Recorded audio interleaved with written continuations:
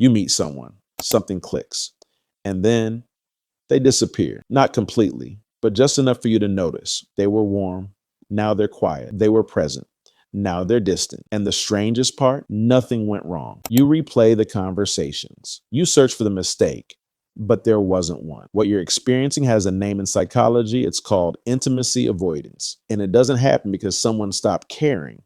It happens because they started caring too much. Psychologist John Bowlby spent decades studying how humans attach to one another. What he found was unsettling in its simplicity. The closer we get to someone, the more we have to lose. And the brain, your brain, their brain, doesn't always distinguish between anticipated loss and actual loss. It reacts the same way, with distance, with silence, with retreat. So before you conclude you are too much or not enough, understand this. Pulling away is not always rejection. Sometimes it is the nervous system doing what it was trained to do, protect. Research on attachment theory shows that nearly 25% of adults are classified as avoidant in their attachment style. They didn't choose this. It was built slowly through early experiences that taught them closeness leads to pain. So when something feels good, the brain sounds an alarm. This matters, which means this can hurt. You are not broken, and neither are they. Here is what's happening beneath the surface.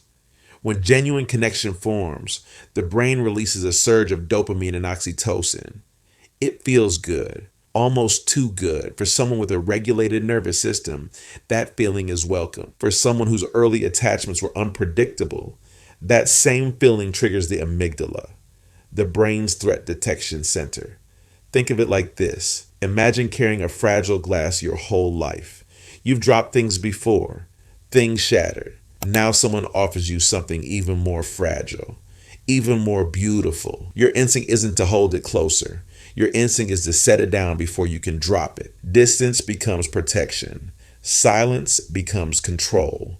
And withdrawal becomes the only language the nervous system knows when love starts to feel like risk. So what do you do with this? 1. Recognize the pattern, not the person. When someone pulls away, ask, is this about me or about their nervous system? Cognitive behavioral psychology teaches us to separate behavior from identity. 2. Don't pursue, regulate. Chasing someone mid-withdrawal confirms their fear that closeness is chaos. Instead, remain steady. Predictability is what the avoidant nervous system slowly learns to trust. 3. Name what you observe, calmly, not as accusation, as curiosity. You seem quieter lately. I'm here when you're ready. This communicates safety without pressure. 4. Know your own nervous system. If you tend to chase when someone pulls away, that too is an attachment response. Anxious attachment and avoidant attachment are often drawn to each other, not by accident, but because each one mirrors the other's deepest wound. Here's the one mental model to hold on to. Closeness feels like danger to a nervous system that was never shown it was safe. That's it. That's the whole thing. Withdrawal is not indifference. It is a heart that hasn't yet learned that staying is survivable. You don't need to fix anyone.